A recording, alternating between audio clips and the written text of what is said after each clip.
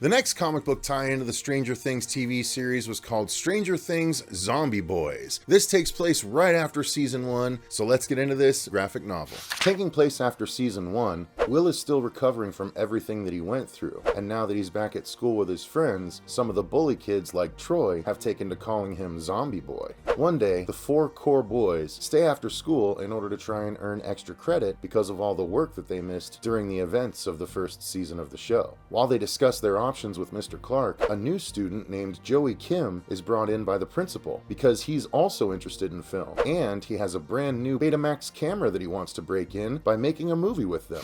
So Betamax was the prominent format that movies were released on at home in the late 70s, early 80s. That's the 1900s. So basically, a movie would come on this tape, you would put it into your Betamax player, you would play it, and then eventually you'd have to rewind it and return it to the store you rented it from, or put it back on your shelf if you were rich enough to own one at the time. So it pretty much worked just like VHS.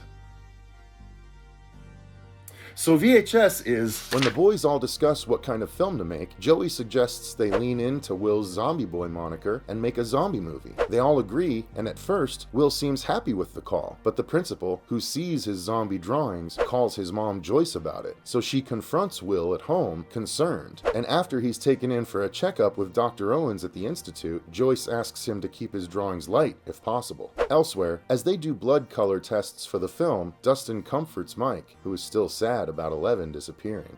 That night, while Lucas and Joey location scout in the woods, they get harassed by the bully Troy and his best friend, who are being racist to both of them, until Joey manages to get them to leave by acting like he knows Kung Fu and threatening them. When Joyce checks in on Will later, he shows her his new, more comedic zombie drawings, which makes her happy, but clearly isn't the outlet that he needs. Back at school, when Will shows the guys his new drawings, they don't react well. Later, Troy gets in Lucas's head about the black guy dies first trope, so he confronts Joey about it later, but ultimately, Joey says they won't feed into that cliche. After a session where Joey helps the others with their acting, they confront Will about not being serious about things anymore because of the new comedy in his drawings. Finally, the time comes for them to film the movie, and Will ends up delivering a whole new set of dark drawings, exciting everyone to get rolling. Filming goes very well until, unfortunately, Will has a flashback to the Upside Down, freaking him out and freezing him in place.